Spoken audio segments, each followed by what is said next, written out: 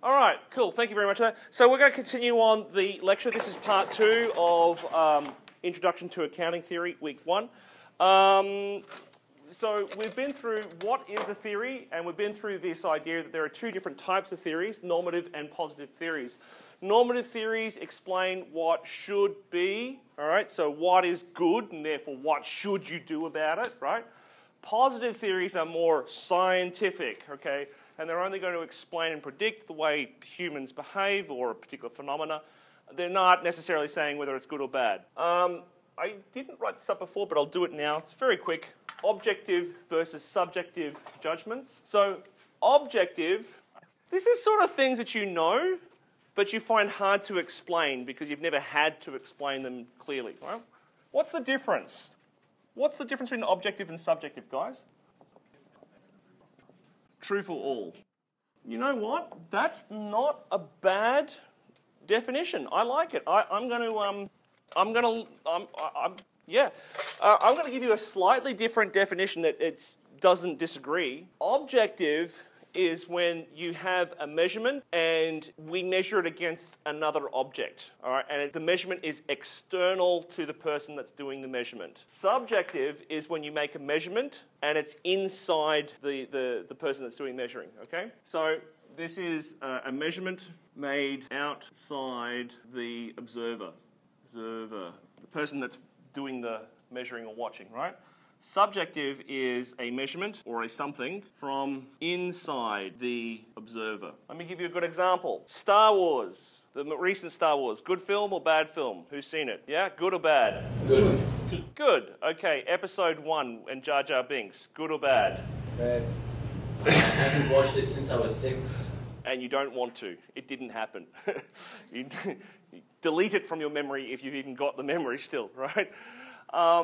Yeah, okay, so is that Jar Jar Binks in episode 1? I give that, 1 star, okay? Whereas the new one, you give it how much? Oh, I'll give it a good 3.5. 3.5 stars, okay. Out of 5. No, 5 out of 5 stars, okay. No, 3.5 out of 5. 3.5 out of 5, okay, cool. So you've just given me a measurement. Is that measurement something that we can all objectively agree on? No. No, it's definitely subjective, okay? So you've given it a value, but where does it come from? I just freaking liked it, man. What do you want, Whereas an objective thing is like, how tall are you? What we can do is we can get a measuring tape and we can measure this and find out that Phillip is exactly, 182 centimeters high. And that when you measure me, I'm 182. When I measure, the next person measures me, 182. We always get the same answer. But that's because we're always looking at the same object to make that measurement. Does that make sense? So you're going to get a lot more agreement here. A lot more agreement. Whereas here, you're going to get disagreements because it depends on your taste. So I like this definition of true for all, and it depends on your taste. Yeah, that's pretty much it. Bang on it, okay? So we want to try and make sure that our theories, or indeed the accounts that we provide, are as objective as possible. But unfortunately, there's going to be times when it comes to valuation where it's just flat out subjective, okay? How much is that jet aircraft worth, or market value? Oh, there's not an active market. Okay, what's worth? We're going to have to make the numbers up sometimes, right? But if we can be as objective as possible, where we always look at something and say it's worth this much because here is the sale history of other light aircraft, that's much better. We'll have much fewer disagreements. Okay, cool. So that's the difference between objective and subjective. What about the parts of a theory? All right. So logic, evidence, conclusions, assumptions, arguments, hypotheses, and fallacies. These are all specific terms, and I'm not going to test the terms directly, but I will use the terms throughout the entire semester. Okay, so I think it's just worthwhile defining these. This is not a formal course in logic, okay, but it's worthwhile having a talk about it. Logic is the structure you use to demonstrate the truth of your idea. Okay, it's sometimes known as the method that you use. How are you going to demonstrate? How do you show me? Okay. Now, I might use numeric evidence, and I might use survey data from this year and some other statistical data from somewhere else. That's just more evidence, but I'm using the same method to do so. Does that make sense? All right. So we'll come back to logic when we have a look at different types of reasoning, inductive and deductive reasoning. Okay. But for the moment, I just want to say that logic is how you prove it. Next thing is the evidence. Okay. What's the difference between evidence and proof? Evidence versus proof.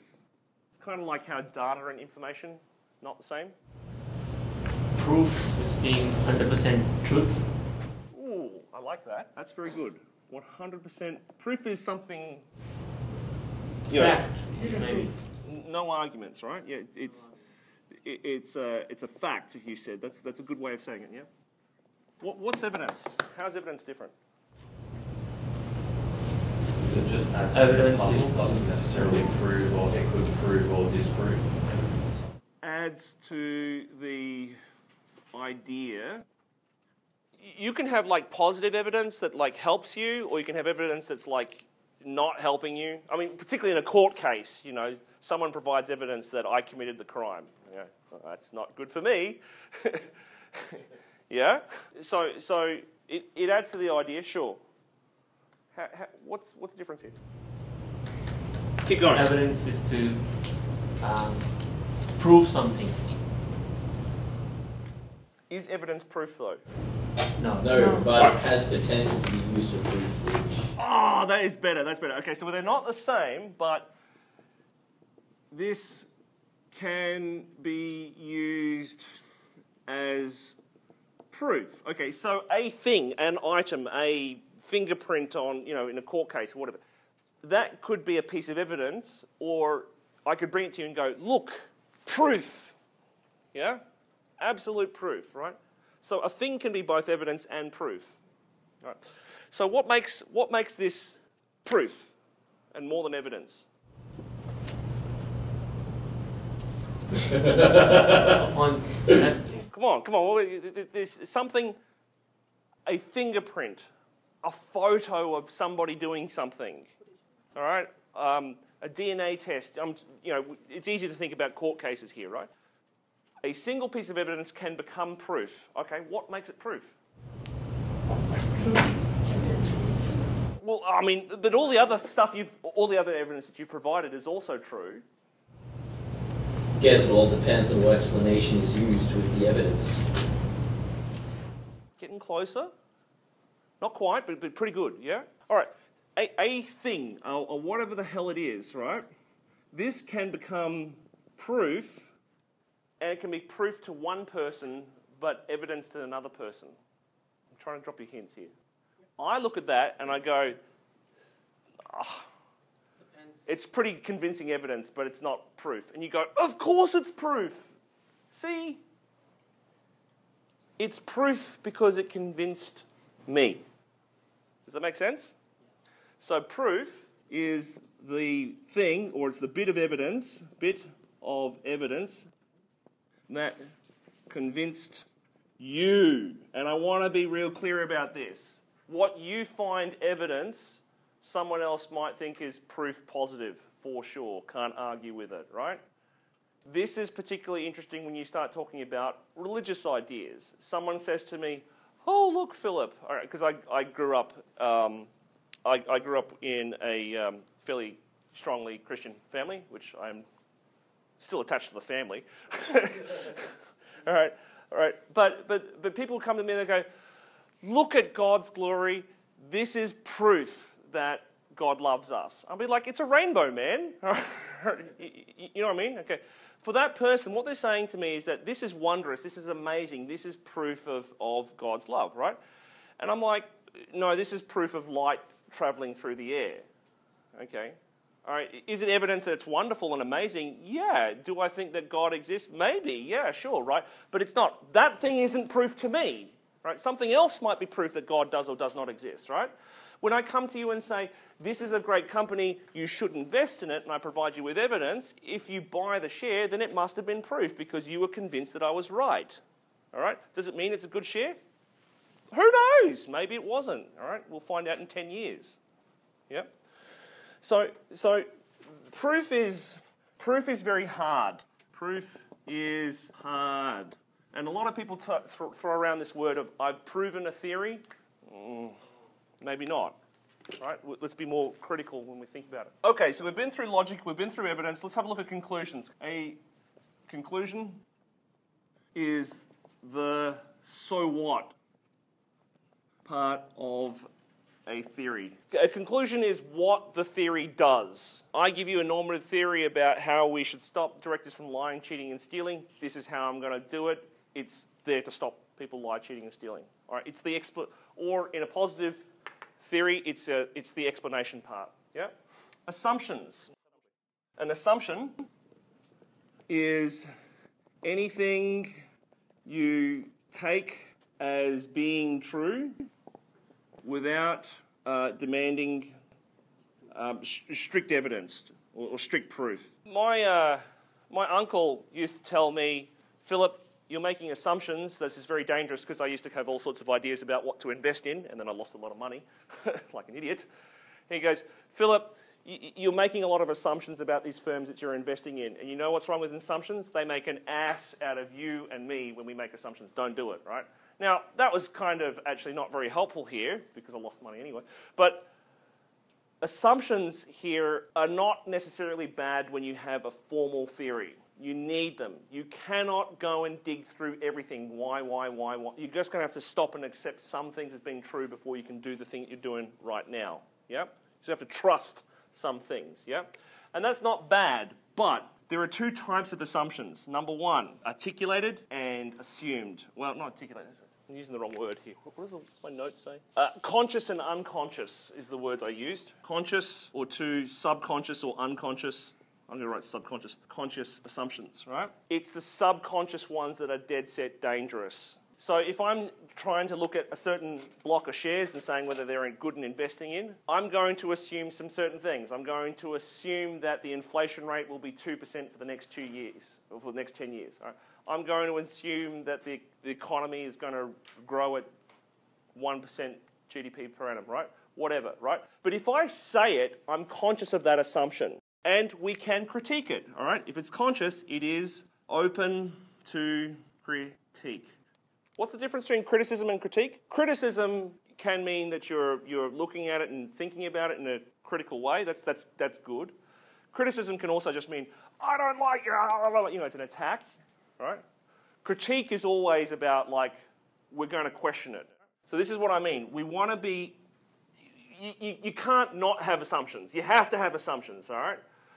But you need to take those assumptions out of your gut and put them in your head. When they're in your head, you can say them in words, all right? And once you take them out of your gut and put them in your head, all of a sudden you might realize, hey, that's a pretty stupid assumption, all right? Or it's a very biased assumption, or it's racist assumption, or it's assuming bad things about people I don't know about, or whatever, right? You could have some very scary assumptions that are in your gut that are driving your judgments. But until you actually put them in your head and you say them, they will float around in the subconscious, they will bias your results, and they could end up with some very wrong answers. Whereas if you put them consciously, then you can critique them, and that's better. You're much more likely to get to the truth that way. Cool. So, assumptions. Next one is a hypothesis. A hypothesis, a hypothesis. A hypothesis is a theory that is ready to be tested. A hypothesis is a theory ready to be tested, i.e. not yet proven or not yet trusted. I don't like this word proof because when we come back to it with proper falsification, we'll find that it's very hard to prove anything. You can have an idea, and it starts off as this vague, stupid idea, and it's just unstructured and everything. Then you start doing a bit of research, then you try and find some evidence, and you start building it up. When you're ready to start comparing the evidence against your idea, if the evidence doesn't match, then your theory will fail. But you have to test your theory. You have to compare it against the evidence. That's what a hypothesis is. It's a theory that's not yet been proven, but is ready. It's structured enough to be tested. Cool. Let's move on. Last one is a fallacy. Fallacy is an argument or an idea. It's actually an argument, but let's write idea here. That sounds logical, and therefore it sounds trustworthy.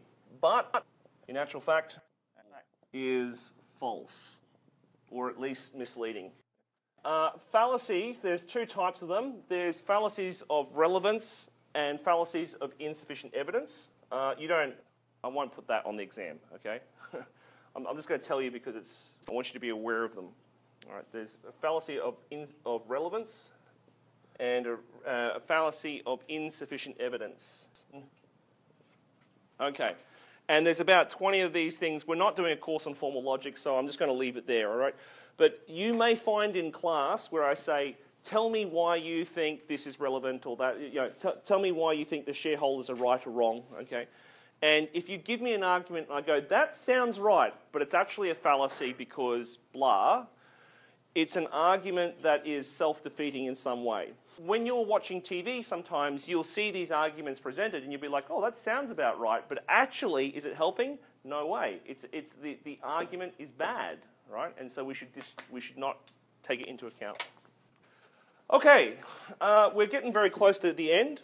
There are essentially, I'm not going to worry about measurement this week because I think if you can remember normative and positive, and you can remember inductive and deductive, I think that we're a winner. All right, those are the most important things that I need you to remember from week one. Let's get back onto that logic part. I was talking about how logic is the structure of how you demonstrate your idea is correct. Reasoning, or logic. Logic and reasoning, yeah? Okay, so we have basically really three methods. There are more than this, but Deegan in his textbook and indeed in this class, I'm really only going to test the first two, and that's inductive and deductive. So inductive arguments and deductive arguments.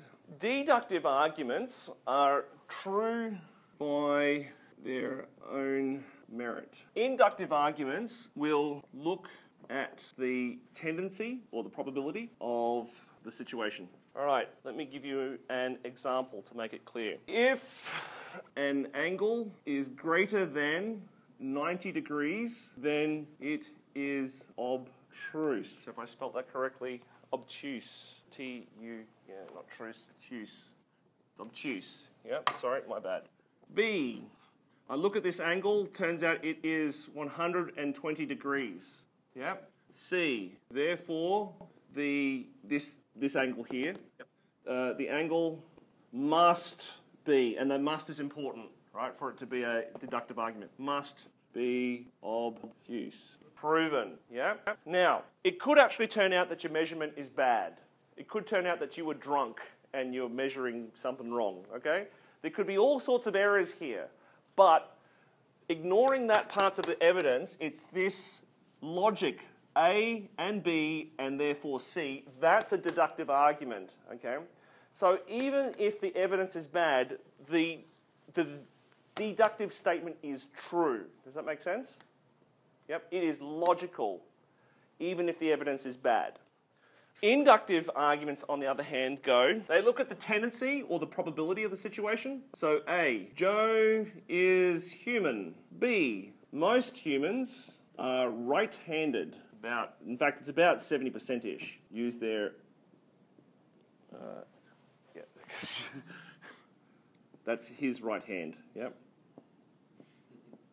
It's on our left, but his, whatever, okay. Yep. C, therefore, is Joe right-handed? Well, according to the picture, he looks pretty right-handed to me. But... Okay, therefore, it is likely. Likely. That's better. But not proven. That's what inductive, that's the difference between inductive and deductive here, right? Yeah, it is likely that Joe will be right-handed. Maybe he's not, but the probability is that. Yeah. So in this sense here, what you can find is that this one here, if any of the parts, if any of the arguments fail, this entire thing here will fail, right? But if any of the parts here fail, all right, that will just affect the probability of something being true, right? So oftentimes deductive arguments are depicted like this, where you start off with a theory, or you start off with the idea, and then you will have a hypothesis, This is not in the textbook, by the way, this little picture, but Deegan talks about it, but he doesn't draw this picture. Whatever, it's the same idea, right? From that hypothesis, you will then go and find observations or reasons or rationale, right? And then once you've put it all together and said, does this match that, then you can have confirmation. Or rejection. Or rejection. You're right, I'll put rejection underneath. But you've come to a conclusion based on that, right? Induction, on the other hand, is, it has to start with data, all right? It must. So you have data or you have observation. When you have the data observation, you will find that you come up with patterns. With those patterns, you can go, why is this happening? So you might come up with some plausible explanation. Plausible explanation. That's why we've got these patterns here. And finally, when you've got enough data and enough, you've proven it sufficiently, you then have a theory, a confirmed theory. Well, so what the hell does this matter? Okay. These are two different ways of proving your idea. You can prove it inductively or deductively, okay? For example, I have certain ideas in my head about what makes for good teaching and how students learn, right? So I could say deductively, students are in this particular type of thing, therefore I will do this, it will come out with this outcome. Or alternatively, I don't know. I've noticed that students like this, so if I do it more frequently, does it achieve the outcome that I've received? In any case, these are two different ways, but they are quite different in the sense that here, you're starting with the data. Here, you're starting with the idea first, and you're trying to prove the idea once you've had it. This one here, you're not so predetermined or prejudiced in some senses, right? Here, this inductive argument tends to be favoured by people using positive theories. Yeah? Positive theories try to explain and predict the way that people behave, that something happens, right? So oftentimes, you don't want to try and put your own idea about what is good or bad, right? So first off, you're going to start with what you can see, and you're going to try and explain why things happen. So you'll find that positive theories often rely on inductive arguments. That being said, sometimes you don't have data, so you can deductively reason why that might be the case. If you're a normative person and you're starting to say, we should change the laws because we want to have a better outcome, right? It's very hard to sort of start saying, well, look at this data here if you're proposing something that doesn't exist currently, okay? For example, let's say I wanted to do something crazy. I'll use a crime example. Let's say that I wanted to make LSD and hard drugs legally available, right? And I think everybody should have access to hallucinogens for some reason, right? I cannot use any inductive evidence because there are no first world rich countries that allow hardcore drugs available, right? I have absolutely no data, absolutely no patterns to work with here. But I can still make a case, right? I can still say that normatively this should be the case, but I'm going to be forced to rely on deductive arguments, right? Because I have no data to work with. I'm starting with a theory, and now I'm trying to find different reasons as to why I'm proving it. Okay. But I want to make it clear. Even if you're a positivist, you can use deductive arguments. Generally, you'll rely on this, though. You're not locked into it.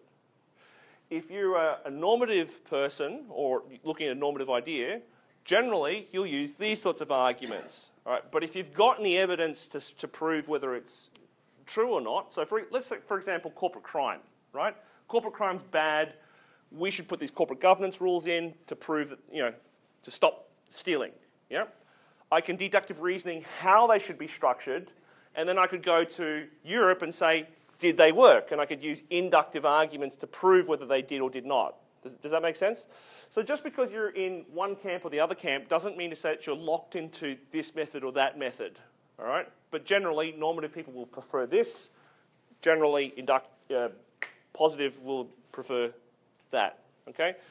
These are the 4 ideas you must not forget this week. You must know them by the end of the course. They probably will be on the exam, all right?